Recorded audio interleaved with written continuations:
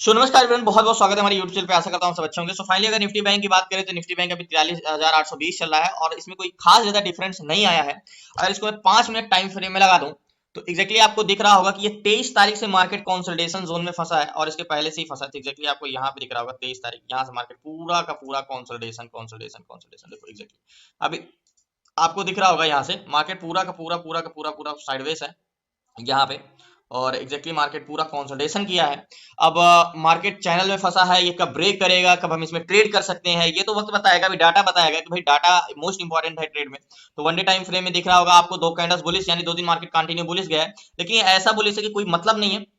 Market market market ऊपर गया भी है तो ऐसे ऐसे ऐसे ऐसे ऐसे ऐसे मतलब इतना ज्यादा कंसोलिडेशन कर करके गया है ना, तो वो आपको जाते हुए ग्रीन में तो दिख रहा है एग्जैक्टली, लेकिन वो कोई काम का नहीं है। आपको दिख रहा है कि मार्केट यहाँ से यहाँ तक पहुंच गया, लेकिन वो ऐसा चाल चला है कि आप उसमें बैठ नहीं सकते थे। तो मीन्स निफ्टी बैंक में ट्रेड करना है, लेकिन सबसे इंपॉर्टेंट मैंने बताया है कि data is the most important. और डाटा को देख के ही हमें ट्रेड करना चाहिए और प्राइस सेक्शन को देख के हमें एंट्री लेना चाहिए। डाटा से आपको स्ट्रेंथ, स्पीड, डायरेक्शन सारी चीज मिलती है। प्राइस सेक्शन आपका एक वे है, एक रास्ता है कि किस रास्ते से हमें कहां पे चलना है। बाकी किधर जाना है वो रास्ता डिसाइड नहीं करे, वो तो आप डिसाइड करोगे। रास्ता चलने का काम है, लेकिन कहां जाना है वो तो आपको ही सोचना है। तो मार्केट का प्राइस एक्शन वो एक चलने का एक रास्ता है कि ऐसे ऐसे जाएगा, ये रास्ता है ऊपर जाने का, लेकिन ये किस तरफ जाएगा। सो फाइनली मैंने कई चीजें बताया है कि डाटा, अगर आपके मन में क्वेश्चन आता है, मैं कई चीज बताता हूँ भाई डाटा देखना है डाटा देखना है, तो बट बोलते डाटा में है क्या, मतलब डाटा में देखना क्या है, मतलब कहते तो है कि डायरेक्शन पता करो, लेकिन हमें ये नहीं पता कि पता करने के लिए क्या पता होना चाहिए, तब तक हम डायरेक्शन कैसे पता कर सकते हैं। तो मीन्स हमें डायरेक्शन पता करना है तो डाटा मैंने कई चीज बताया है आपकी, आपको दो लोग मिलकर चलाते हैं, कौन, सेलर एंड बायर। अब सेलर एंड बायर ही होते हैं। अब मैं कुछ सिंपल भाषा में एक सिंपल एग्जांपल देना चाहता हूं कि मार्केट को एक बस समझो, ठीक है, एक बस समझो, ठीक है। सेलर कौन है, सेलर एक कॉल सेलर होते हैं। सेलर दो तरीके के होते हैं और बायर भी दो तरीके के होते हैं, ठीक है। तो सेलर एक होते हैं जो कॉल सेलर होते हैं, ये इस मार्केट के आगे खड़े होते हैं और इस मार्केट को ऊपर जाने से रोकते हैं, यानी इस बस को आगे जाने से रोकते हैं। और पुट सेलर क्या होते हैं, इस बस के पीछे खड़े होते हैं, एक बार एक तरह, और इस बस को पीछे जाने से रोकते हैं, यानी नीचे जाने से रोकते हैं, और इसे हम बोलते हैं पुट सेलर, ठीक है। तो सेलर कितने प्रकार के हुए, सेलर दो तरीके के हुए, call seller and put seller. अब बात आती है बायर्स की। पैसेंजर, पैसेंजर भी दो तरीके के होते हैं, एक कॉल बायर एक पुट बायर। एक पैसेंजर होता है जो ऊपर जाने के लिए इस बैट में बैठता है, इस बस में बैठता है, और एक होता है पुट बायर जो इस बस में नीचे जाने के लिए बैठता है।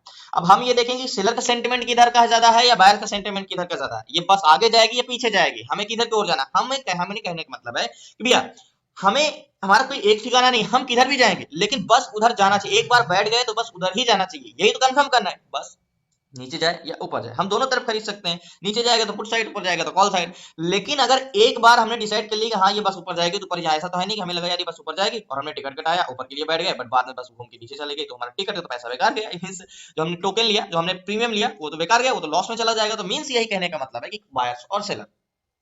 तो आपने पीसीआर पढ़ा होगा या समझा होगा, पीसीआर क्या होता है।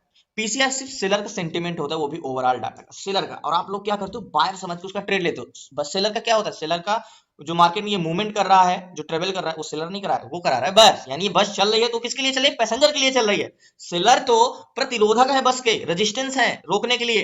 तो वही मैं कह रहा हूं कि जो सेलर का पीसीआर जो होता है हमारा, वो सेलर का सेंटीमेंट पहचानने के लिए होता है, पी एंड सी। इसका मतलब पुट एंड कॉल का रेशियो, वो भी पुट सेलर एंड कॉल का, ये पुट सेलर हुए और ये कॉल सेलर हुए, और इसका ये रेशियो हुआ, यानी अनुपात कि कितने 1 के ऊपर है तो मतलब पुट सेलर ज्यादा पॉजिटिव मार्केट, यानी ऊपर जाने के लिए बस में ज्यादा मजबूत सपोर्ट, और कॉल ज्यादा तो मतलब रेजिस्टेंस ज्यादा मजबूत, ठीक है।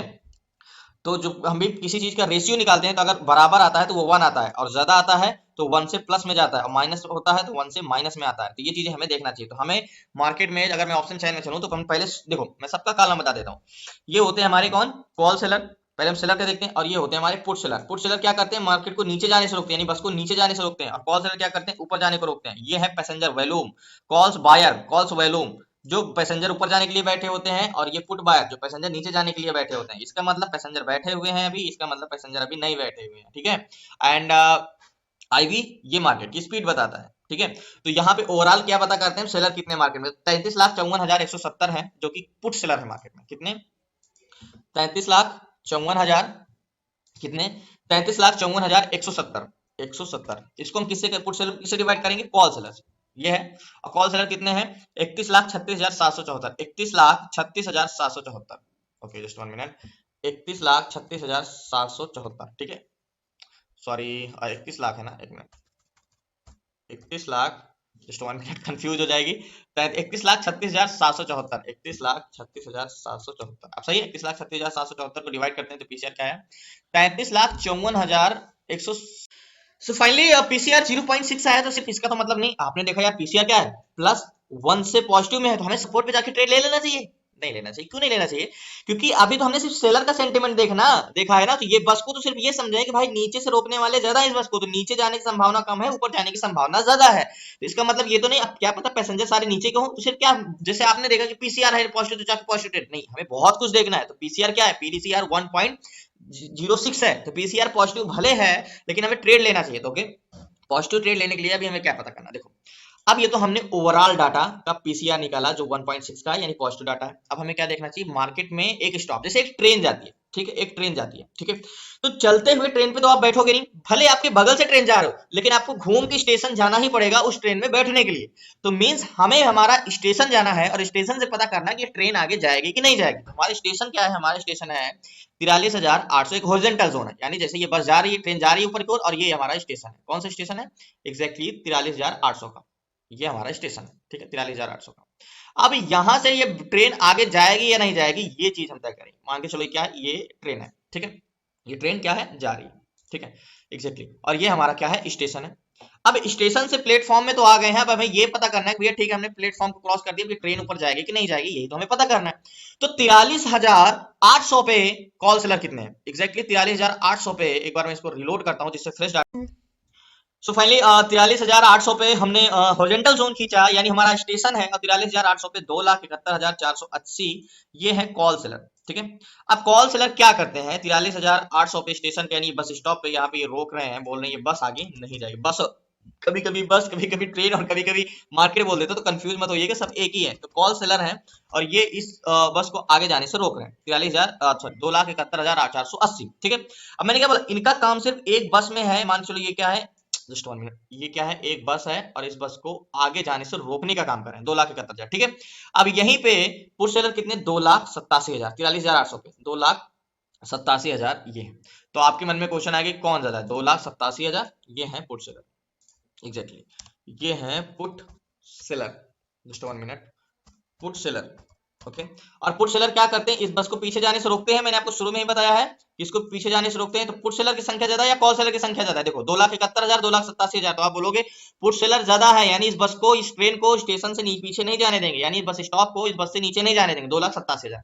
अब हमने ये जान लिया कि भाई बस को रोकने के लिए, पीछे जाने के लिए तो बहुत है, यानी आगे की ओर पुश करने के लिए तो बहुत ज्यादा, 2,87,000, और ऊपर जाने से रोकने वाले 2,71,000, यानी ये सपोर्ट तो मजबूत है। अब हमें बुलिश साइड ट्रेड के लिए कि ये बस ऊपर, बस कहां जाएगी, ये तो रोकने वाले हो गए ना, अब बस खुद कहां जाना चाहती है, जहां पैसेंजर होंगे। अब हम ये देखते हैं कि 2,43,800 पे पैसेंजर किधर की ओर ज्यादा बैठे हैं। जब यहाँ पे स्टेशन पे ये ट्रेन आई है, तो यहाँ पे जो पैसेंजर चढ़े हैं, ये आगे जाने के लिए चढ़े हैं यहाँ पे, या पीछे जाने के लिए चढ़े हैं। तो एग्जैक्टली ऑप्शन चैन पे आ जाओ, तो 43,800 के जोन पे 27,76,100 ये है हमारे कॉल बायर, ठीक है, कॉल बायर, जो कि वैल्यूम है, ओके। ये पैसेंजर हैं कॉल बायर, जो इस बस में कहां जाने के लिए चढ़े हैं, ऊपर जाने के लिए चढ़े हैं, आगे जाने के लिए चढ़े हैं, और 27,76,000 call buyer, just 1 minute, exactly ये आपको अब समझ में आ गया, ये है कॉल बायर, ओके, जो कि ऊपर जाने के लिए चढ़े। थोड़ा सा बड़ा हो गया रेरो, एग्जैक्टली इसको मैं थोड़ा सा छोटा कर देता हूँ, जस्ट 1 मिनट, ओके, इसको रहने दो, ओके, ठीक है।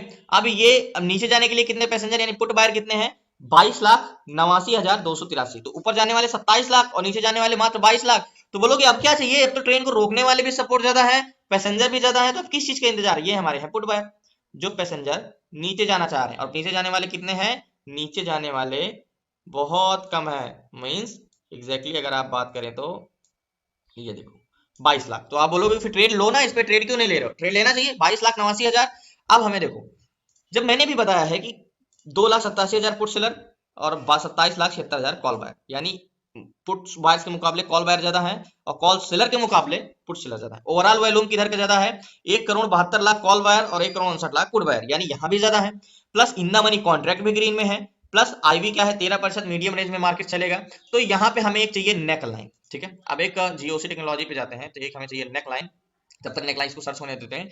तो कंफर्मेशन यानी पैसेंजर लेके, तो नेक लाइन की बात करें तो हमारा एग्जैक्टली ये हमारा है नेक लाइन, नेक लाइन। अब नेक लाइन के ऊपर कैंडल्स क्लोज देता है तो फिर देखते हैं, ट्रेड लेते हैं कॉल वायर का।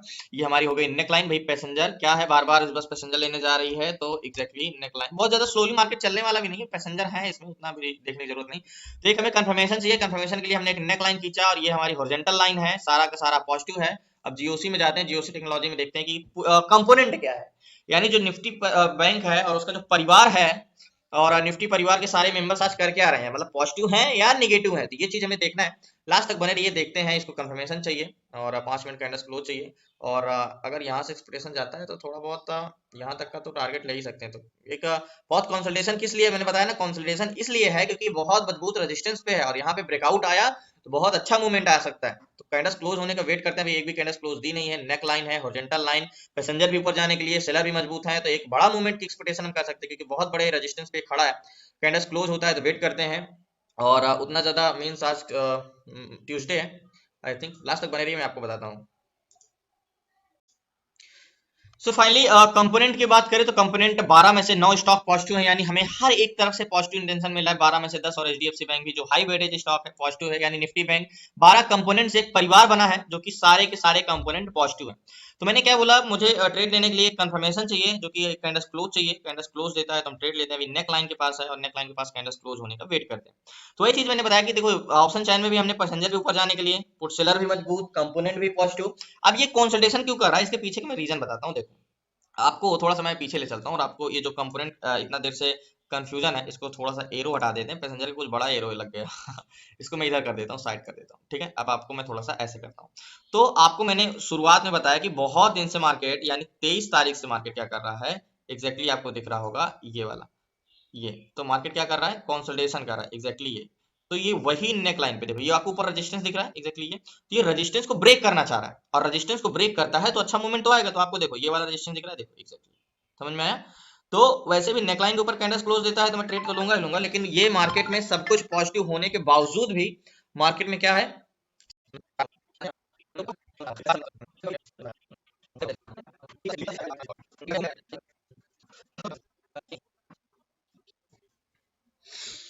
So finally the Nifty bank में और पूरा का पूरा सेशन है हमारा पॉजिटिव, लेकिन वही है कि ब्रेकआउट का कैंडल्स क्लोज होने का वेट कर रहे हैं। और आपको दिख रहा होगा एक भी अभी कैंडल्स क्लोज नहीं दिए नेकलाइन के ऊपर।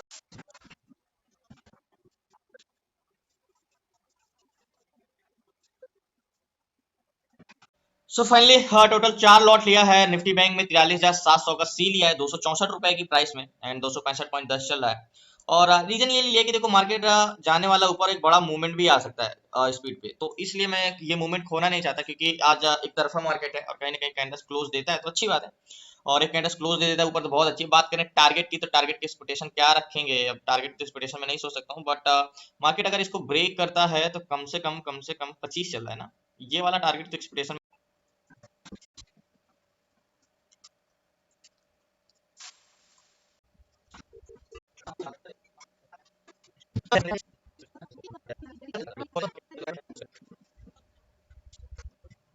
सो फाइनली थोड़ा सा टारगेट और बचा हुआ है, मात्र 10.56 पे चल रहा है एंड टारगेट पॉइंट ये है। तो मैंने एक चीज बोला था कि मार्केट इतना देर से कंसल्टेशन कर रहा था, मैंने एग्जैक्टली एंट्री कहां पे किया था, ये कैंडल्स में, और एंट्री लेने के बाद ही देखो मार्केट का बूम। तो लास्ट तक बने रहिए, बहुत जल्दी मार्केट से एग्जिट करते हैं।